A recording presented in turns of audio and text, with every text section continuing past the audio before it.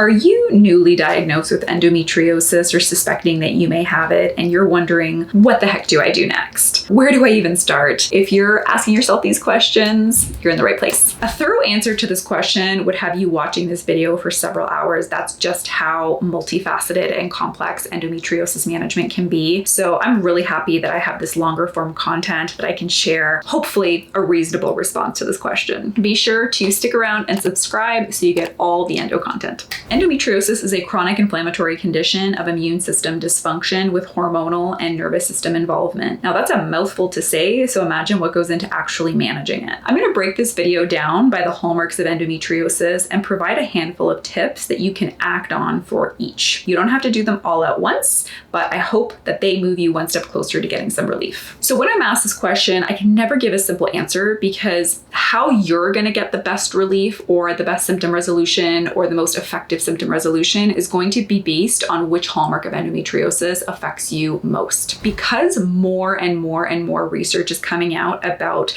the gut being the epicenter of health, and specifically about the connection between endometriosis and the microbiome, I really think that this is a fantastic place to start for most people. And I've seen this firsthand in my practice. I've seen the massive difference that optimizing your gut can do for helping with endometriosis symptoms, improving endometriosis symptoms, as well as supporting fertility and fertility outcomes. The gut is home to 70 to 80% of your immune system, and with endo being largely a condition of immune system dysfunction, you'll have the most control over your immune system by improving your gut and digestive health. So how do you even determine whether you're having GI-related issues and that some of this immune dysfunction may be stemming from the gut? Symptoms like bloating, constipation, diarrhea, undigested food in your stool, floating or greasy looking stools, hard to wipe clean or sticky stools where you're using a lot of toilet paper and wiping, heartburn, reflux, a history with antibiotics, anal itching, sense of urgency, abdominal cramping, thin stools, a bad taste in the mouth, bleeding gums. I know, it's a long list. Odd smelling gas, particularly if it's very sulfurous smelling, like a rotten egg smelling gas, burping or belching, and nausea are all indicative that something is not right with your digestive health and by extension your gut. I'm going to give you a little cheat sheet for each of these symptoms, but you'll have to follow along and come back for future videos where I'll dig into each of these separately in a little bit more detail. Bottom line, gut health is multifaceted and complex, but it's absolutely necessary to address if your objective is to keep your endo at bay and or to restore your fertility. So let's talk a bit about bloating first. When it comes to bloating, I want you to consider when you're bloating and if it's tied to food intake or all the time. So after watching this video, if you aren't already collecting this data about yourself, start jotting down when you're getting the most bloated as your day progresses. When you bloat might tell you why you bloat. So for example, if you're bloating within 10 to 20 minutes of a meal, this is a good sign that something is not right with your stomach or your stomach acidity. If you're bloating within 1 to 2 hours, I would start looking into small intestinal bacterial overgrowth testing. And if you're bloating within 3 to 4 hours, I'd focus on your large bowel and rebuilding any lost or imbalanced bacteria there. This is especially true when it comes to the large bowel microbiome if your diet is low in fiber, high in processed foods and or alcohol, or if your digestion changes around the use of antibiotics. So if you've taken a round of antibiotics recently and all of a sudden you started noticing all of these digestive symptoms creeping up, this is a good sign that that antibiotic has probably done a little bit of collateral damage to the large bowel and now you're becoming symptomatic as a result. If you're always bloated, this is a sign of body-wide inflammation and it requires less of a focus on digestive function and more about getting that body-wide inflammation down. This process can take 6 to 12 months for most people. Studies have shown that fruit and vegetable juices flood the bloodstream with inflammation-fighting antioxidants. So this is a little helpful tip that you might consider. If you have any blood sugar dysregulation or you have elevated insulin, this option may not be the best option for you. Alternatively, you can try antioxidant blends. Turmeric capsules or turmeric tea is also great for lowering body-wide inflammation. And a general focus on an anti-inflammatory diet is also a helpful way to reduce inflammation. Okay, let's talk about constipation and diarrhea. Constipation will create a lot of inflammation in your body, since you're already dealing with an inflammatory condition, you really want to lower this inflammatory load. First-line therapies for constipation include movement, hydration, and fiber. So you want to be moving your body regularly. You want to be getting at least half of your body weight in ounces of water in every day. And you want to be aiming for 30 or more grams of fiber per day. If this doesn't do the trick, your next best action item is to try the science-backed constipation probiotic strain Lactobacillus reuteri. You can find it under the brand name BioGaia. And if this doesn't do the trick, then you can also trial a prokinetic. My favorites include Motility Activator, Modal Pro, or at least 1 gram of ginger. And yes, you absolutely can take this in food form. It would be the equivalent of 1 full teaspoon, or you could do a cup of ginger tea, as long as the label actually tells you how much is in it and you're getting at least that 1 gram. You can also do a 2 ml tincture, but again, you want the actual label of the product to specify how much ginger is in it. Still no luck after all this. It may be time to trial some more advanced strategies like frequency-specific microcurrent, visceral massage, or to test for small intestinal bacterial overgrowth or celiac disease. If you have a methane-dominant small intestinal bacterial overgrowth, this is an overgrowth of bacteria in the small bowel where it shouldn't be. That methane gas acts on the smooth muscles of the bowel, causing them to contract, and that can result in some chronic constipation. And unfortunately, SIBO is extremely common among endometriosis patients. Diarrhea, on the other hand, could simply indicate that you're not getting in enough stool bulking fiber. But on a more serious note, it could also indicate that something is irritating your bowels, causing food to move through you too quickly. This is unhelpful because it's not giving your body enough time to absorb the nutrition from your food, which is essential for endo, as the nutrients in your food are the tools your body needs and uses to balance hormones, support your nervous system, support your immune system, and to reduce inflammation. With every aggressive loose stool you have, you also lose a little bit of that bacterial diversity in your large bowel. If this is happening over the long term, imagine how much of that beneficial and protective flora you're losing. I really wish I could offer you a simple solution for this one, but loose stools often require a bit of investigation. At the very least, ensure that you're consuming adequate insoluble fiber to bulk up your stools. You find this in a lot of roughage, grains, legumes. And I also really like Saccharomyces boulardii for loose or softer stools. This is a yeast-based probiotic that has a lot of research to support its use for things like Helicobacter pylori infection, for small intestinal bacterial overgrowth, candida, and chronic diarrhea. Let's talk about that undigested food in your stool symptom. I see this a lot. The most common reason I see for this in practice is fat malabsorption, low digestive enzyme output, not chewing enough, or just simply eating too quickly. A digestive enzyme can be helpful here, but fat malabsorption requires more attention than an enzyme. So you're gonna wanna get to the bottom of that. And then chewing 30 times a mouthful, eating seated, and eating slowly are also very important. And I wouldn't necessarily jump to trialing a digestive enzyme if you are eating really, really fast, or, you know, what some people might call inhaling their food. Start there, start with the basics. And if that still doesn't help, then consider adding in a digestive enzyme to see if it helps. And then if that doesn't help, you might have to investigate some more severe potential causes there. I've seen SIBO and celiac disease often present with undigested food in the stool. Hard to wipe clean or sticky stools indicate that your gut lining is irritated. The gut lining is a mucous membrane, so when it's irritated, it secretes mucus, which mixes with the stool, causing it to become sticky and hard to wipe clean. The key here is to identify what's causing that irritation. One thing is for sure, if your stools are sticky, then your gut lining is inflamed, and that's adding to your overall inflammatory load. These symptoms may be acute or chronic and may follow after a round of antibiotics. The other thing that is important for you to know is that because we have more nerve fibers in the gut than we do in our central nervous system, when your gut lining is really irritated, you're more than likely going to be very reactive to the various foods that you're consuming. And so if you're trialing all sorts of restricted diets and you're trying all these supplements and you're not addressing the root of why your gut lining is inflamed, that you may also be wasting a lot of time, energy, and money when there could be a much, much simpler solution to your problem. Anal itching, a sense of urgency, abdominal cramping.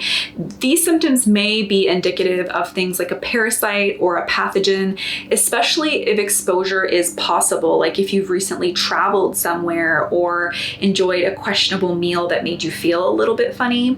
You'll want to complete a stool test in this scenario, especially if this symptom is chronic or long-lasting and coupled with diarrhea, nausea, fever, or changes in appetite. Odd-smelling gas, like sulfurous-smelling gas, could be indicative of hydrogen sulfide SIBO or sulfur sensitivity. If you're also experiencing neurological symptoms, hydrogen sulfide SIBO is possible.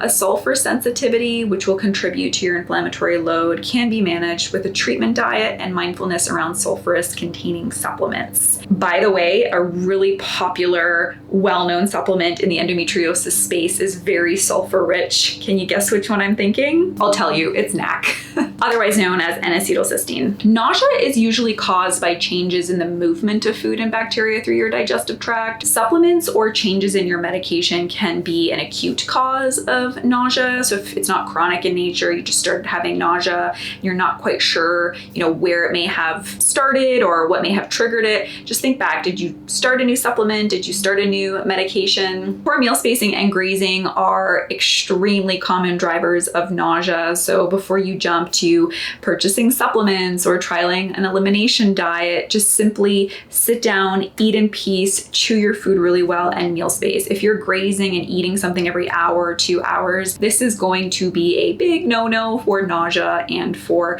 digestive symptoms and blood sugar balance. If you're experiencing bad breath, a bad taste in the mouth, bleeding gums, heartburn, reflux, or excessive burping or belching, you may have a Helicobacter pylori infection, or H.Pylori for short.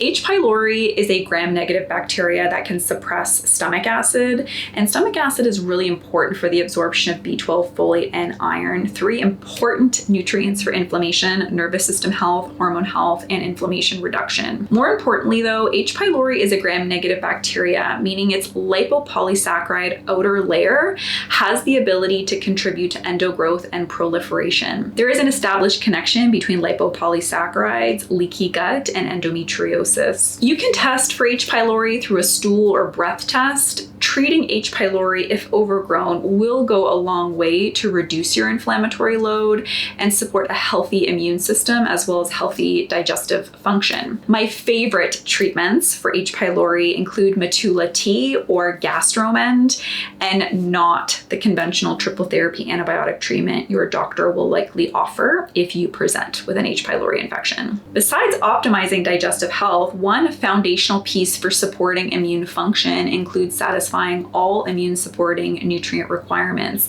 If I haven't lost you at this point in the video, we're talking about supporting the immune system, since endo is a condition of immune dysfunction, and we've been talking about gut health at this point because the gut is our largest immune organ. So naturally, optimizing digestive function and supporting good gut health is a surefire way of improving endometriosis symptoms and immunity. So what are these immune supporting nutrients specifically? So these include retinol, which is another name for active vitamin A. You may be familiar with beta carotene, which we find in our plant foods, but retinol is our active form vitamin A. It's a fat-soluble vitamin. We can find retinol in cod liver oil, eggs, full-fat dairy, and organ meats. Zinc is another immune-supporting mineral, which we find in pumpkin seeds and oysters. Selenium is another, which we find in shrimp and Brazil nuts. Amino acids, so make sure you're getting an adequate amount of protein in the diet. I would say no less than 20 grams per meal. Iodine is another important one. We find iodine in seaweed, nori, kelp, iodized salt,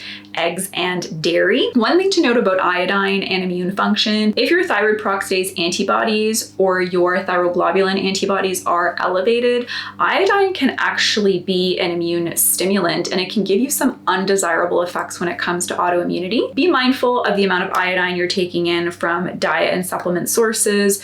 Really try and limit that to not much more than 100 micrograms coming from supplementation, and maybe less than a total of about 150 micrograms milligrams total coming from supplements and dietary sources together. Magnesium is another important immune supporting mineral, and we find that in dark leafy greens, legumes, and nuts, and omega-3s as well, which we find mostly in our oily fish like tuna, salmon, mackerel, sardines, and anchovies. You cannot argue that exercise is an incredible way to support immune function, so I definitely encourage you to get and stay active. I also encourage you to consider the Endo Lab Guide resource I've developed with Endo in mind. I'll link it below. I designed this resource to help you reclaim some control over your health journey with Endo. You can compare your immune specific and other lab markers to determine if you fall within optimal ranges, and then this really helps you narrow down where you may need to really focus your attention. Other reasons for abnormal immune markers include recurring yeast infections and bacterial vaginosis or other autoimmune conditions like thyroid autoimmunity or celiac disease. I'll discuss these in a little bit more detail in future videos. Okay, let's talk about optimizing hormones, because this is the next step that you're going to want to take when newly diagnosed or when you decide you want to become proactive about your endo symptom management. As somebody with endometriosis, you may have heard that estrogen is a hormone of biggest concern with endometriosis. And you wouldn't be wrong, as endo is estrogen dependent, but several other hormones matter too. So like I mentioned, when new to an endo diagnosis, part of your objective should be optimizing these hormones as much as you can. And I'm going to give you some tips on how to do this. Let's talk about estrogen to start. First of all, what are the optimal ranges for estrogen? For the purposes of this video, we want to look at peak +7 estradiol. So that's estradiol 7 days after ovulation. This number should be somewhere between 145 to 300 pg per mil or 533 to 1101 pmol per liter if you're in Canada. If estradiol is elevated, this is going to contribute to inflammation and pain, heavy bleeding, clots, breast tenderness. It could contribute to infertility, mood changes, and more. High estrogen also gives you an idea of what your elimination is like. Typically, when estrogen levels become high in the blood or in the urine, it's usually an indicator that you're not eliminating very well. Some reasons for an elevated estradiol include poor elimination through the bowel, so if you're chronically constipated, an imbalanced large intestine microbiome. So again, if you've taken antibiotics recently or you're just not eating a diet that's conducive to good gut health and a balanced microbiome, small intestinal bacterial overgrowth, low iron, a pro-inflammatory diet, low omega-3 intake, low T4 thyroid hormone, or in general, sluggish thyroid function, sluggish liver, endocrine disrupting chemical exposure, excess weight, because adipose tissue is a source of estrogen. It's just a biological reality, stress, high alcohol intake, or if you have low sex hormone binding globulin. Some reasons for low estradiol include poor blood flow to the ovaries, luteinizing unruptured follicle syndrome, thyroid issues, low body weight, high sex hormone binding globulin, age. So if you're approaching that age of perimenopause or menopause, that could be part of the reason why it's low. Poor posture or low testosterone or low androstenedione, since that is where our estrogen comes from. It's made from those hormones. So your action items, first and foremost, are to have your estradiol checked. Find where you fall in this range, because this may not be something that requires your attention. If your number is high or low, consider the reasons I've listed above and try to pinpoint which one applies to you most. And stick around for future videos where I'm going to dig into this into more detail. In general, though, eating an anti-inflammatory diet, replenishing nutrient gaps, especially omega-3s and iron, because they play an especially important role in estrogen elimination, eating cruciferous vegetables and lots of plant diversity, eliminating well through the bowels, through urine, through sweat, through lymph drainage, and exercise are all great interventions to start with when looking to optimize your estrogen levels. Okay, let's talk about progesterone next. Progesterone is such a superstar when it comes to endometriosis. It's anti-proliferative. Yes, you heard that correctly. It means that it can actually help stop endometriosis growth and proliferation. It's also anti-inflammatory, it's mood boosting and sleep promoting. The unfortunate reality, though, is that so many of us with endometriosis have progesterone resistance. So you may be making enough, but it's just not actually effectively binding to receptors. So what's optimal for progesterone? So peak +7, which is 7 days after ovulation, we want that progesterone to fall somewhere between 18.5 nanograms per mil to, about 31, but really it's there isn't really any downside to having progesterone levels above 31.5 or 58 to 100 nanomoles per liter if you're in Canada. Progesterone, like I mentioned, is anti-proliferative, anti-estrogenic, mood boosting, and anxiety reducing. So we really want to promote progesterone production. Progesterone resistance is common, like I mentioned, so we really want to promote progesterone production. Because we only make progesterone after ovulation, we really want to keep things that promote ovulation top of mind. Besides natural progesterone resistance that comes with having endometriosis, I don't even know if you can call it natural, but it's certainly common. Other causes of low progesterone include poor blood flow to the ovaries, low cofactors needed to make progesterone like omega-3s, zinc, magnesium, and B vitamins, stress, high prolactin, undereating, low cholesterol, and ovulatory cycle. So if you're just not ovulating, extreme over-exercising, being underweight, inflammation, diabetes or blood sugar dysregulation, hypothyroidism, so sluggish thyroid function, infection, birth control or hormonal suppressants, premature ovarian failure, age, breastfeeding, polycystic ovarian syndrome, traumatic brain injury, or if you're using a lot of pain-relieving anti-inflammatories, opioid pain medications, or the Mirena IUD. Your action items, similarly to with estradiol, is to have your progesterone measured. You have to check it at the right time of your cycle, just like with estrogen, so that's 7 days after ovulation. If your progesterone number is low, consider the reasons I've listed above and try and pinpoint which one applies to you most. And of course, stick around for future videos where I'll break it down in more detail. In general, some of my favorite effective supports for raising progesterone include stress management, Vitex, B6, well-structured and well-spaced meals, eating enough, castor oil packs over the abdomen, acupuncture for promoting blood flow, and ovositol for promoting ovulation. Have your prolactin levels checked and assess cycle day 3 luteinizing hormone and follicle stimulating hormone if you suspect ovarian failure. Okay, next let's talk about prolactin. So prolactin should be under 10 micrograms per liter. It's common to see prolactin elevated with endometriosis, but this is not ideal because abnormally elevated prolactin can affect progesterone production on the other side of ovulation. Prolactin will suppress luteinizing hormone and follicle stimulating hormone when it's very high. So this can completely block ovulation, or at the very least, it can hinder the quality of your ovulation. My top tips for lowering prolactin include eating enough, assessing your thyroid function, managing stress well,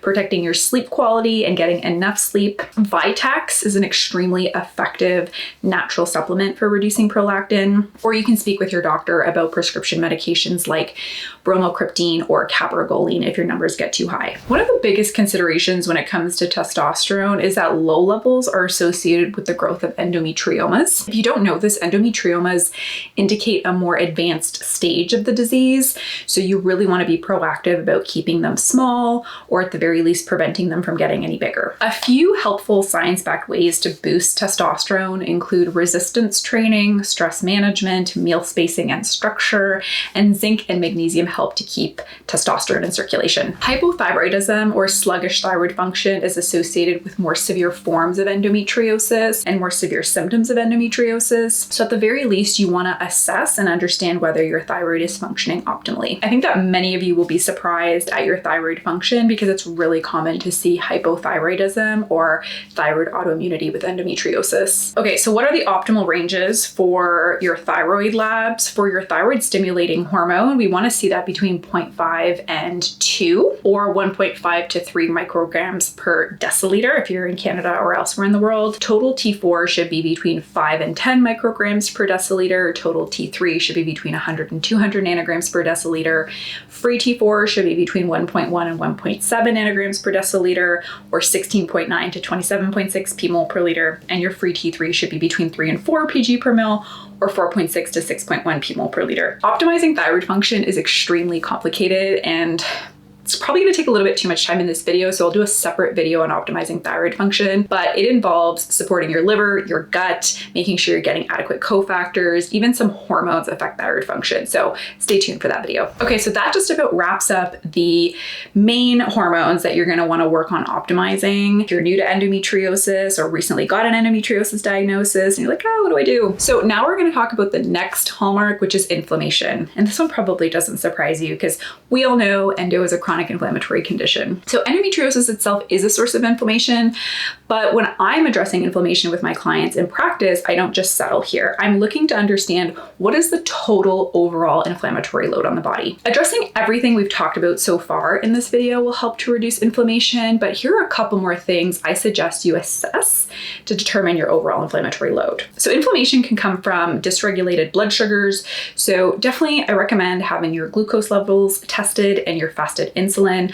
I also recommend that you look at your cholesterol panel because your cholesterol can also be a source of inflammation for you. And when you do a complete metabolic panel, there are several digestive health markers. It also includes your liver enzymes.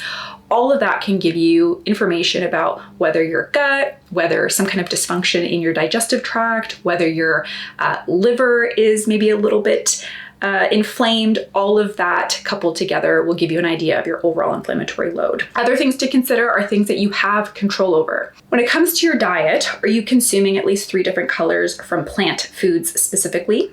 Do you eat at least 3 servings of fermented foods per week? Do you consume at least 4 servings of non-starchy vegetable per day? How about 2 fruit servings per day on average? Are most of your protein sources coming from lean meats like turkey, chicken, fish? Or are you consuming more red or processed meats as your main sources of protein? Are you perhaps not even consuming healthy servings of protein or healthy sources of protein or enough protein? Do you consume olive oil? Is that your dominant source of cooking oil in the diet? Do you consume 60 ml or a quarter cup portion of nuts or seeds 3 times per week? What about legumes? Are you consuming 3 3/4 cup portions per week? And what about your cooking methods? Are you using a lot of high moisture, low heat cooking methods? Or are you doing a lot of grilling and baking and frying? Consider also your environmental exposures. This is the other thing you have some control over. Do you smoke? Do you suspect or know that you have mold in your home, in your car, or in your workspace? What about your cleaning and beauty products? Are there ingredients in the ingredient list that you can't pronounce or don't understand? Okay, the next thing that I would suggest that you consider is your nervous system function. So the best thing that you can do here is establish an effective stress management strategy. What that looks like is going to depend on what works for you. You also want to make sure you're getting an adequate amount of nervous system supporting vitamins and minerals, including B vitamins, retinol, copper, vitamin C, magnesium, sodium, potassium, and calcium. And by the way, you can get all of these in very good forms, active forms, and in adequate dosages in the Endo Flare Care Prenatal Multi. I'll link it below. Okay, the next big hallmark is blood flow. Poor blood flow is associated with pelvic pain and endometriomas, which again is that more advanced stage of endometriosis. Blood flow is pretty easy. You can promote blood flow to the pelvis in a number of different ways. You can do it very simply through the type of movement that you're doing. Rebounding is excellent for this. Really any form of physical activity is going to promote blood flow. You can also promote blood flow through acupuncture or castor oil packs, or simply just applying heat to the abdomen. One thing I will say, studies vary on the evidence about baths and whether baths are blood flow promoting. Some say they are, but others say that a hot bath will actually pull blood flow away from the core to the surface of your skin. So you may want to play around with that information and see, do you feel better with a hot bath or without? Certain foods also have blood flow promoting effects, like nitrate-rich veggies like beets, parsley, spinach, and radishes. Find ways to integrate these into your diet often, and even consider enjoying small amounts of fruit and vegetable juices that you make yourself at home, but just caution if you have any blood sugar concerns or elevated insulin. And lastly, certain supplements help promote blood flow like omega-3s, grapeseed extract, turmeric, ginger, and garlic. Let me know in the comments below if you have any follow-up questions to this hopefully comprehensive video, and I will see you next time.